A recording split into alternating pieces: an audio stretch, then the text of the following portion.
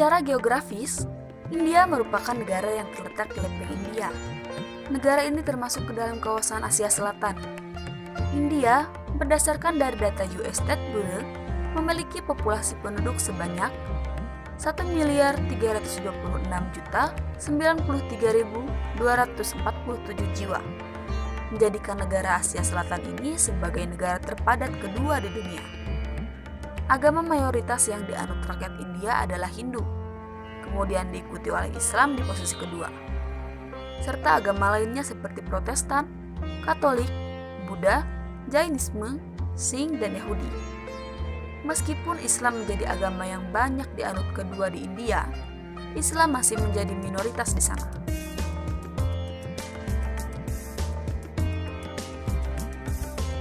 Umat Islam di India menyebar di negara-negara bagian Uttar Pradesh, Bengali Barat, Bihar, Kerala, Assam, Andhra Pradesh, Maharashtra, Tamil Nadu, Gujarat, Karnataka, dan Madhya Pradesh. Negara ini merdeka dari Inggris pada 15 Agustus 1947. Sejak memperoleh kemerdekaannya, India menjadi negara republik. Sejak itu pula, umat Islam yang minoritas tetap memperoleh kebebasan dalam pengembangannya dan hidup berdampingan dengan agama lain. Dalam sejarahnya, umat Islam pernah mengalami masa kejayaan di India tepatnya pada masa kerajaan Mughal. Ketika itu mayoritas rakyat Mughal memeluk Hindu. Di bawah dinasti ini, komunitas agama monoteis memiliki undang-undang sendiri dalam persoalan sipil seperti pernikahan. Pada masa pemerintahan Sultan Akbar, kerajaan ini memberikan toleransi agama dan persamaan status kepada berbagai ajaran yang berbeda. Beliau juga melarang konversi ke dalam agama Islam secara paksa. Masuk pada era penjajahan Inggris di India, umat Islam juga rakyat India pada umumnya mengalami berbagai kesulitan seperti kemiskinan, kelaparan, ketidakadilan, dan sebagainya. Kondisi ini terus berlanjut hingga akhirnya umat Islam dan Hindu, juga rakyat India lainnya bersatu untuk melawan penjajah.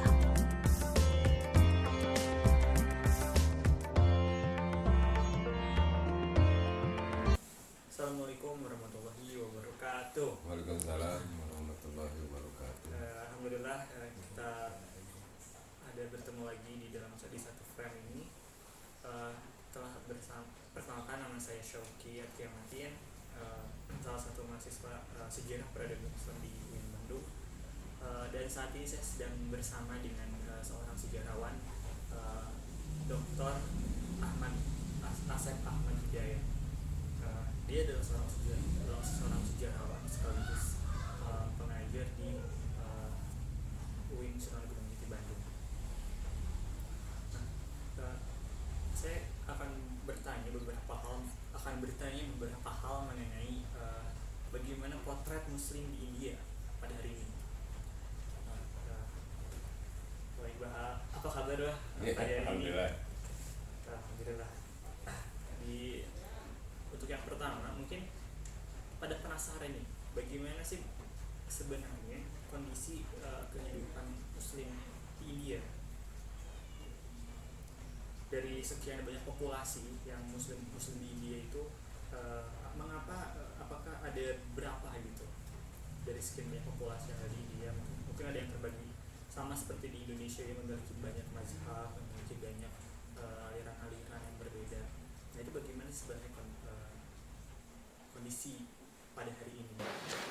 Islam di India itu, penganut Islam di India itu diperkirakan sampai hari ini 140 juta jiwa ya. Pasti itu orang daripada varian madhab.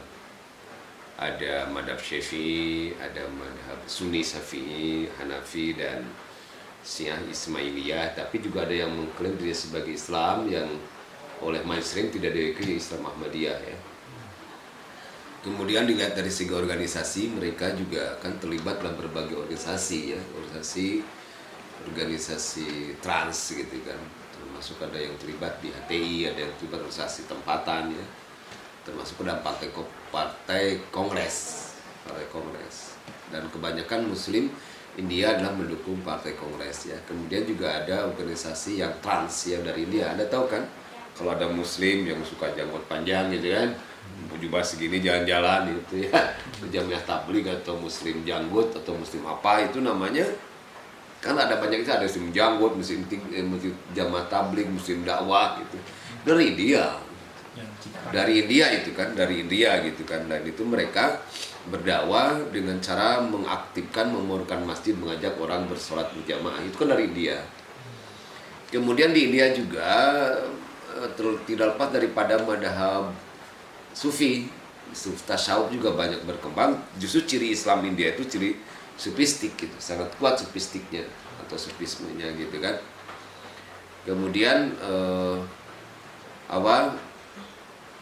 sejarah panjang daripada Muslim India itu kan sampai hari ini, sampai 140 juta itu kan sudah diambil oleh Bangladesh dan Pakistan. Dulunya kan anak benua India kan, anak benua India kan pernah mendirikan sebuah kerajaan Mughal kan, zaman kemasannya ada Delhi, dan itu Muslim India cukup banyak sehingga melahirkan tiga negara kan, ada yang bersatu dengan kaum nasionalis India mendirikan India, Republik India, ada yang dia keluar dengan kelompok ahli jinahnya mendirikan Pakistan, kemudian Pakistan berubah menjadi dua kan, ada Pakistan Timur, Pakistan Barat, yang akhirnya berubah menjadi Pakistan dan Bangladesh. Bagaimana kondisi sosial politik umat Islam di India? Oh iya. Ada satu yang menarik buat Anda, buat catat itu, sejarah perjalanan umat Islam India setelah berpisahnya Islam India menjadi 3 negara, yaitu India, kemudian Pakistan dan Bangladesh. Kelompok Muslim Aligarh mendukung Kongres, mendukung kaum nasionalis India dan mendirikan Republik India. Dia tidak pindah kan dari India, tidak dengan ahli jinah memberikan ke Pakistan gitu kan. Dan itu banyak masalah gitu kan, banyak masalah sampai hari ini. Lihat dari segi sosial kultural atau sosial politik aja umat Islam sejak tahun 47, pemisahan antara India dan Pakistan itu kalau Anda tahu mungkin ya tahun 1992 itu saya catat 15.000 kerusuhan anti Islam di India. 15.000 kerusuhan anti Islam di India tahun 1992, apalagi sampai hari ini gitu kan. Di India juga kan sering setelah keluarnya setelah memisahkannya Muslim mendirikan negara Islam Pakistan dan akhirnya menjadi ada Bangladesh, di mana Pakistan Timur memisahkan menjadi Bangladesh. Umat Islam di India itu kan tetap masih kedua setelah Hindu ya, setelah penganut Hindu 14,4% atau 13% ya, 148 juta.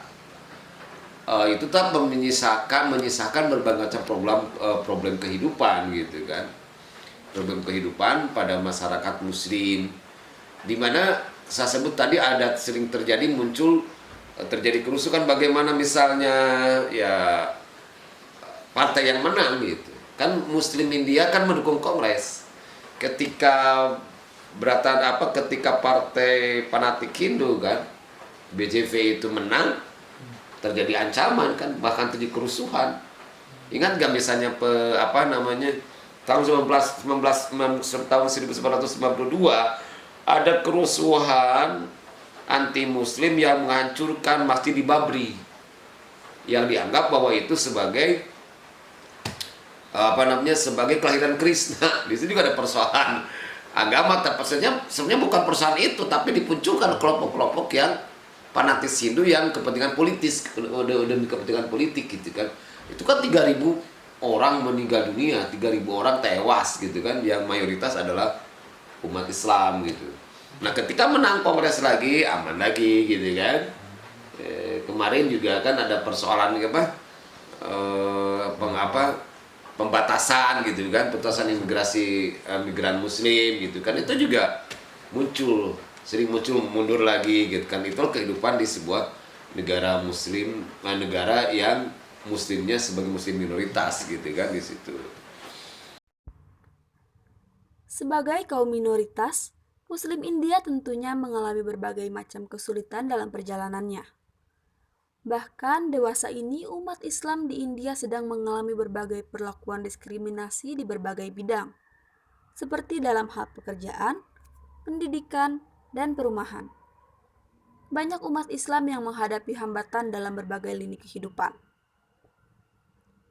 Dikutip dari republika.co.id, sentimen anti-Muslim pun tercatat meningkat di bawah kepemimpinan Perdana Menteri Narendra Modi dan Partai Bharatiya Janata atau BJP yang berkuasa. Pemerintahan Modi bahkan mengambil tindakan kontroversial terhadap Muslim. Tepatnya pada Desember 2019, Parlemen India mengesahkan Undang-Undang Amandemen Kewarganegaraan. Undang-undang itu memberikan status kewarganegaraan bagi pengungsi dari Pakistan, Bangladesh, dan Afghanistan yang beragama Hindu, Sikh, Kristen, Jain, Parsis, dan Buddha. Dalam kebijakan ini, jelas imigran Muslim diberikan perlakuan berbeda. Akibatnya, protes dari berbagai kalangan khususnya umat Islam di India tidak bisa dielakkan lagi. Tidak hanya itu, seringkali upaya penolakan ini kemudian berujung pada kerusuhan dan bentrokan antara kelompok pro dan kontra. Umat Islam bahkan semakin banyak terkucilkan. Namun, kita tidak bisa menutup mata terhadap kenyataan bahwa masih banyak orang dari kalangan non-Muslim yang membela hak Muslim India. Selain itu, dukungan juga banyak diberikan oleh berbagai negara di dunia. Kehidupan Muslim di India sebagai minoritas memang bisa dikatakan sangat sulit. Harapan ke depan, mudah-mudahan Muslim India, juga Muslim minoritas lainnya di berbagai dunia, akan mendapatkan perlakuan adil dan bisa hidup secara berdampingan dengan damai.